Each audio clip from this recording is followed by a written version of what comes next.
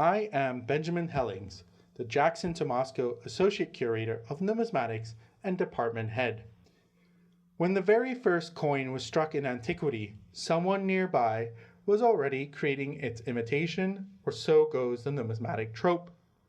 It is for this reason that numismatic object designs change, but they are also impacted by economic and security concerns. A successful numismatic product, that is to say, a coin, a medal, a banknote, or a token, is one that comprises an iconographic design both aesthetically pleasing and prevents forgery, counterfeits, or imitations. However, imitations are sometimes not what they seem and can be a sincere form of flattery, coming in various forms and for different reasons across all periods and media, as we shall explore together. One example is contemporary imitations in the ancient world. In the 2nd century BC, Phasos, an island city in the northern Aegean Sea, struck a beautiful series of tetradrachms. The obverse, or heads of a coin, consists of a portrait of a feminine Dionysus, while the reverse depicts Heracles, wearing a cape and holding a club downward, surrounded by a legend on 3 sides. Both Dionysus and Heracles were the patron gods of Phasos, so their use on the coin informs us where the coin was struck.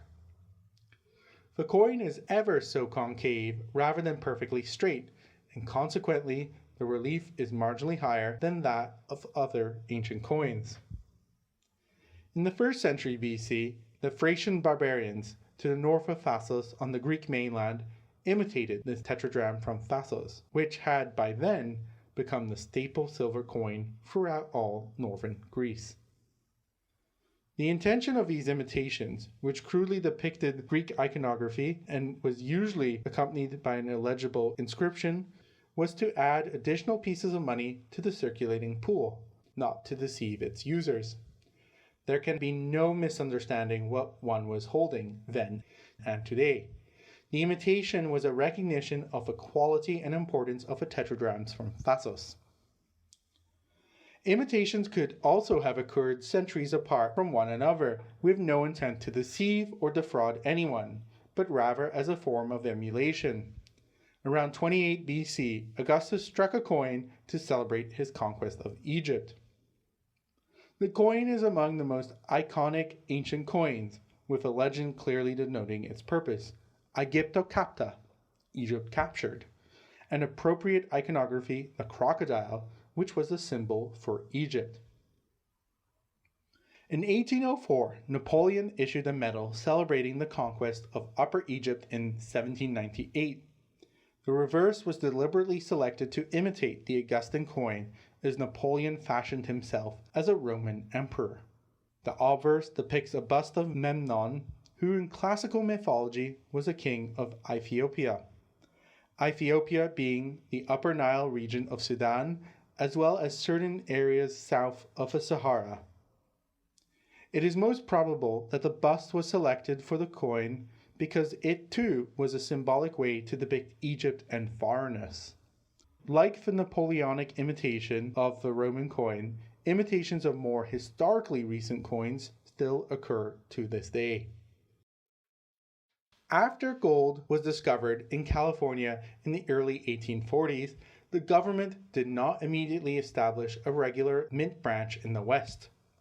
However, in 1850, amidst the gold rush, the U.S. Treasury Department appointed Augustus G. Humbert, assayer of gold in California, and opened a U.S. assay office in San Francisco. This new semi-official mint branch produced an octagonal coin known as a slug, with the obverse marking the coin's purity, in this case 0.887, together with its $50 denomination. According to the bill, which reads as follows, the eagle was to be in an attitude of defiance with a usual United States shield resting upon a rock representing the Constitution. In the claws of the eagle are the olive branch and the arrows. As we can see, although the ingot is often described as uniface, or one-sided, the reverse clearly was embossed with a pattern known as engine turning, similar to the geometric lathwork encountered on banknotes.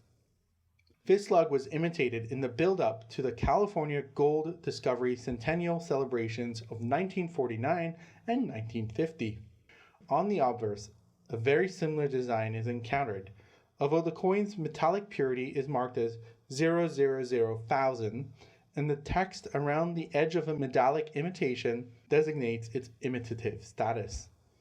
The reverse is a complete fantasy, with the iconography and legend that would never appear on any official coin. It depicts a miner facing left, standing in a creek holding a pan, while the legend reads, "The days of old, the days of gold, and the days of 49. With the examples explored in this short talk, we have seen together how originals were a source of inspiration for emulation. Many imitation coins and medals were clearly designed to be a form of flattery and recognition, even if the copies occurred centuries apart.